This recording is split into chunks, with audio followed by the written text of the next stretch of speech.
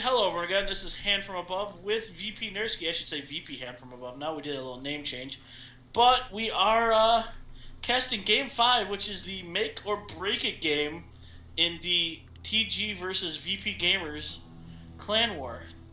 So we're started off with the Hunter Green VP TKM, or some of you might know him, the Kool-Aid Man.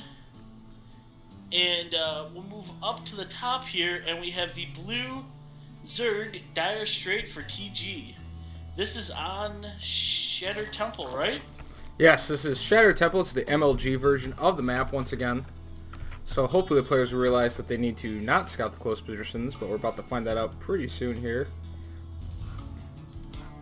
Yes, because the MLG you'll never have close. You'll have next, but never close. Yes, and this is actually, oddly enough, the third attempt to play this game in the series. They played 2 games previously, where Dire Straits actually dropped right after TKM's first push, so it ended up being a bit interesting. So hopefully I have no more drops in this game so that they can actually complete this game. The previous 2 games actually saw Dire Strait was using a relatively new build for Zerg, which is the Spanish Wall build. For those of you who don't know that build, Zerg ends up going hatch first, gets out 4, 6, maybe even 8 queens, and uses just queens and spine crawlers to defend against everything. Which, queens can actually do that because they have transfuse and all that. So, I mean, really, queens can be very strong. With the Kool-Aid, I'm going to call him Kool-Aid Man because that's how I know him. But with Kool-Aid Man here, he is going gas. So, either he's going to go into a Marauder, or with Zerg, you could see Hellion. Could also be a Fast Factory, a little bit delayed though. I'd expect to see an add-on on the barracks before anything with the slightly delayed gas. But Kool-Aid Man is scouting everything out. He's seeing what's going on, you know.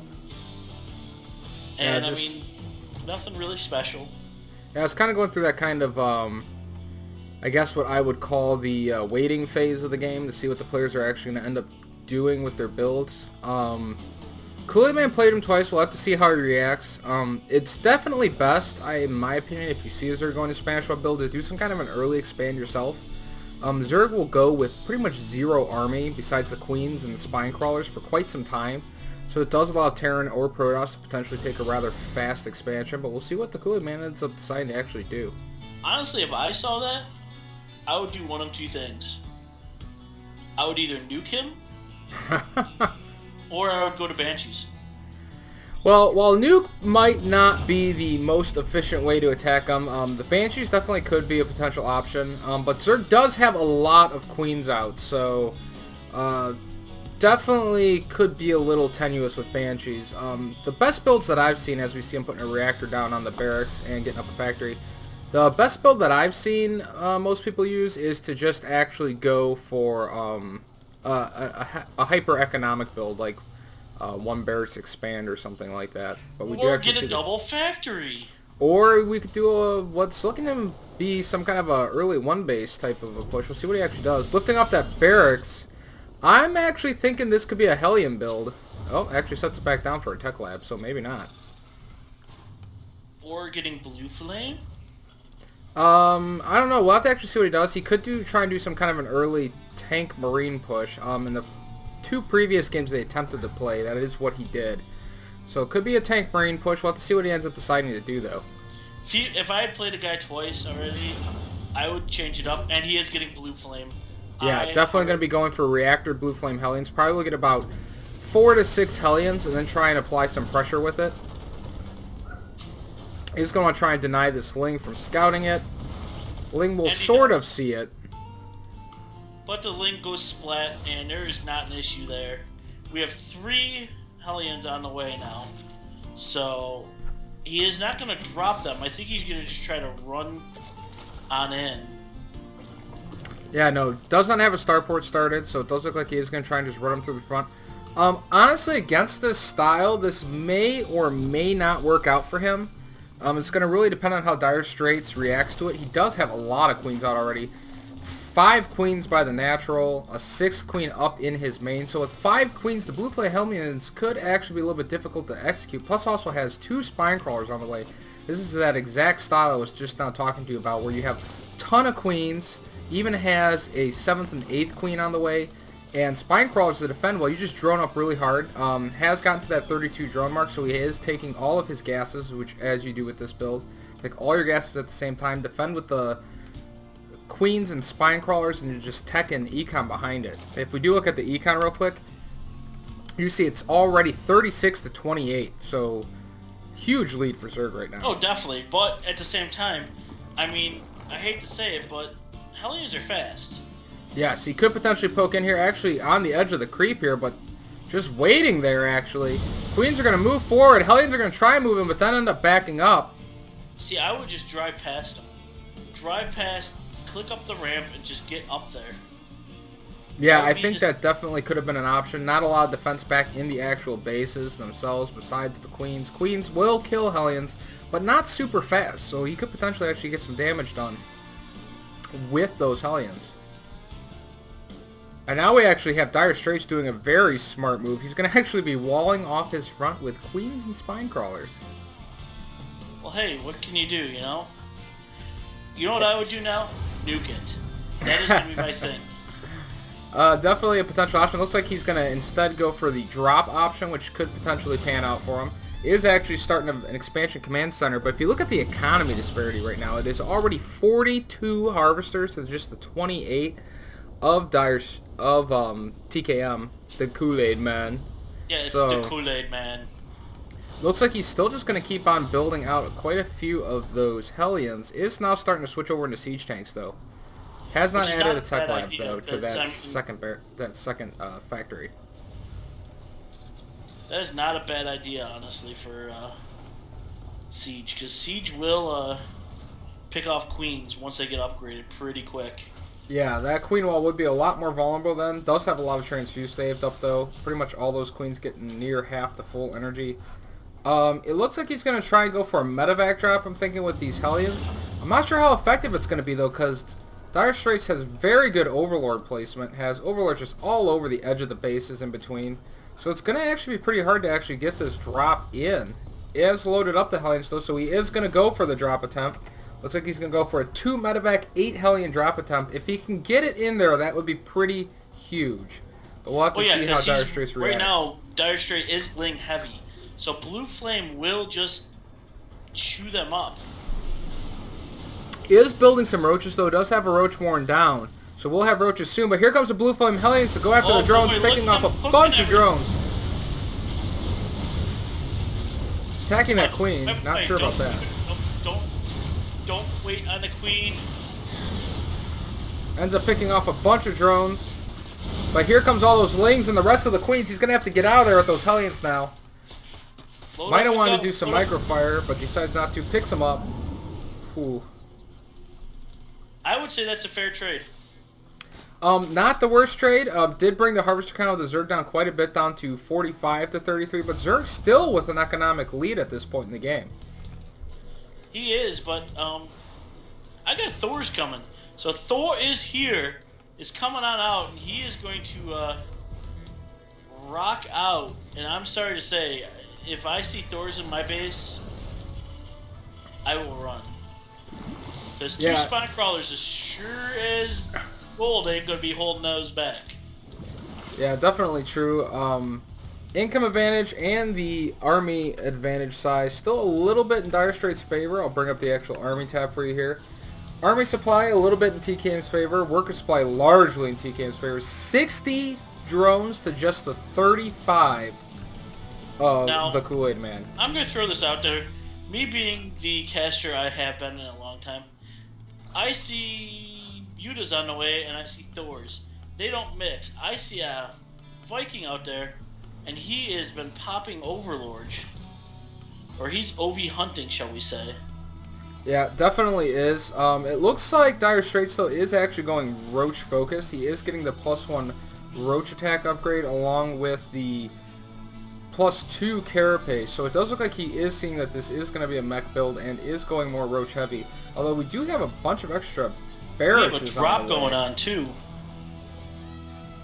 He is dropping them in the third of Dire Strait.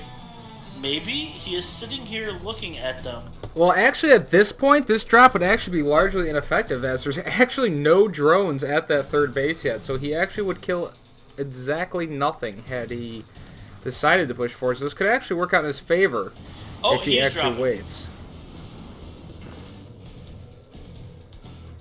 What's he doing? He's just sitting there with... I don't know. Alright.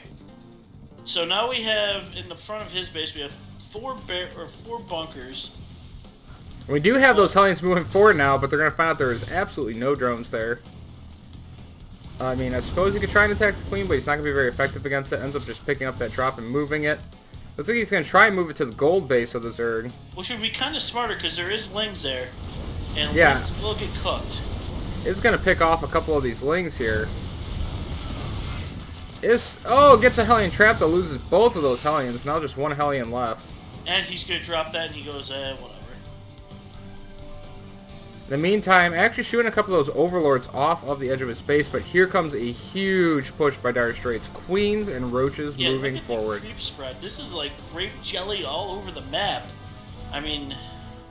This is going to be actually kind of problematic, I think, for TKM. He has no upgrades on his mech, whereas Zerg is at 1-1, about to be at 1-2 as he pushes in here. So this could actually play out huge. Has a Changeling at the front of the base, knows exactly what the Kool-Aid Man has. Kool-Aid Man not with enough mech producing structures. There's nothing. No, absolutely nothing in the bunkers. A lot of production facilities, but a lot of them not even being used. He needs to get something in those bunkers. There we go. Load those bunkers up. Oh, I love how he's got the Changeling in the front of the base of the Kool-Aid Man. There is a Changeling just sitting right there. Actually, the Kool-Aid Man is supply blocked. Oh, Still boy. supply blocked. So is Dire Strait, though. Dire Strait addition supply blocked, but supply blocked at 168 versus being supply blocked at the 126 of the Kool-Aid Man. And here we go. Mutas are going to come in and pick off that siege tank. Because really there's nothing to help him out. There is a Thor there. It is going to shoot out the Mutas. Does manage to kill one of them. This is a very tenuous situation for the Kool-Aid Man. The problem that the Kool-Aid Man has right now is that the Zerg's third has come online. The fourth at the gold is starting to come online. We do have a push to the front. Here comes a push, but I mean, the 3 Thors is not going to do this. No, and the Hellions are going to be largely ineffective against those Roaches. Those Roaches are 1-2. All of the mech with no upgrades still is going to actually have a tough time holding this off. No SCVs being pulled to help repair. Nope, and these mechs, I mean, they're holding it. It looks like almost. The Hellions actually are killing things. Slowly but surely. Hold on, hand, because there is 22 Roaches in the production queue for Dire Straits. Just instantly remacroing up a large Roach army. And the Kool-Aid Man is left with just a handful of units at the front of his base. Muta sweeping in now. Not really sure they're going to be that effective. I mean, if he pulls off a few... Pull off some SCVs. Pull off SCVs. This is not looking good for the Kool-Aid Man. These Mutas are going to focus down this Thor. Thor goes down. Now finally moving the Marines to try and support the Thor better. But there comes some more Roaches. Here comes and those... even more. There comes these 22 Roaches. Oh boy. And now here finally comes the SCVs. The SCVs are healing up one. Valiantly repairing this one bunker for that one Marine. Repair the Thors. Not so much. Thor just getting focused on regardless of all the repairing. These Roaches are 1-2 versus the 0-0 on the Thors. There's nothing else. Oh look, we got Burrow. Oh, does he have a scan? There's a scan. Does have a scan. Gonna shoot these Roaches away. That's gonna hurt. And there's an SCV doing damage to these Roaches, just saying, you know what, screw it, I'm gonna poke you guys to death with my little drill. But I would definitely move that Thor. Move the Thor back up in the base. Move him back up in the base. I think that Thor is going to die. This looks like does. crisis management. A lot of Roaches. Even more Roaches on the way. If we look back at the base very quickly at Dire Straits, he is on 4 bases. 3 of them saturated, just pumping out Roaches. Now even adding some drones. He's so far ahead. 161 to just 69 of the Kool-Aid Man. The Kool-Aid Man's macro has fallen completely apart. Now losing his expansion command center. producing absolutely nothing out of any of these buildings, even with all that money he has. Yes, but he has a Thor sitting in the mineral line in his main. Yes, he has a Thor just hanging out here in the mineral line as these roaches push the front of his base. One siege tank, a Thor, and a couple of Marines defending, and still not building anything out of some of these factories. Like, he has the money, and he's just not building anything. Two factories building nothing. A third factory building nothing. Barracks is not building anything. Push on in right now. Here they come. I mean, this is game over. This looks like he's given up. I mean, he's not building anything. The roaches are just pushing in. I honestly think he's just sitting there with his hands on his head. Oh, no, wait, we're building stuff now. We're okay now. Now we build stuff. What? That's what we do. The roaches have killed me. It is time to produce units. Yes, because we have 60 more roaches on the way. I do love the Kool-Aid Man. I have some of his replays on my channel. But this game, I'm sorry. Yeah, he just kind of fell apart a little bit with his macro. And now that one last hero Thor trying to get some kills, up to 4 kills already. 5 kills. As the remainder of the SCVs valiantly try to sit there and repair the hero Thor with 7 kills now. 8 kills for this one hero Thor, trying to hold off the entire force. 12 kills. How many kills can this one Thor get before it dies? And there's the GG as the hero Thor dies. Oh, a heartbreaker of a finale. The Kool-Aid Man just falling behind with his macro, and Dire Straits taking the series to win the Clan War 4TG 3-2. Oh boy, I mean, it was a great Clan War to watch. Never seen this style before. I loved it. Yeah, I think we're gonna see a few more of these Clan Wars coming up. I know our elite team does have it. I know we have some pro team to cast soon, so. Yeah, it's going to be some very interesting times for anybody checking out VPgamers YouTube, VPnerskiandVPHandfromabov's YouTube, my YouTube, anybody really from VP who casts games. We got our pro team started. Going to be having lots of cast of pro games. Absolutely have to check out vpgamers.com. They're going to be revamping that site over the next couple of weeks to kind of have a little more of that pro luster to go with the pro team. We've got dedicated casting teams on the way. Like, just everything about VP Gamers is just exploding all at once. It's so exciting. Yeah, it's so exciting, and we have the YouTube. I am actually in control of VP Gamers YouTube, so be prepared for some changes. We are going to make some changes. That is going to be the mainstay for all your casting needs for the pro team. Want to give them the link address if anybody wants to check out a lot of good VP Gamers content? youtube.com/VPgamers. All right, so make sure to check that out. Check out everything. Yeah, it's going to be some interesting times. A lot of great games and casts on the way. So it's going to be VPnerski. You and me, Nerski, I think we're going to cast a few more maybe today. Oh, yeah, for sure. Going to say goodbye from now for this Clan series. I'm VPnerski. Go ahead and... I'm VPHandfromabov now. And we're still working out a little bit of the casting kinks, if you guys didn't notice. But look for great stuff from us down the road. Yeah, we'll see you guys in our next replays. Peace easy.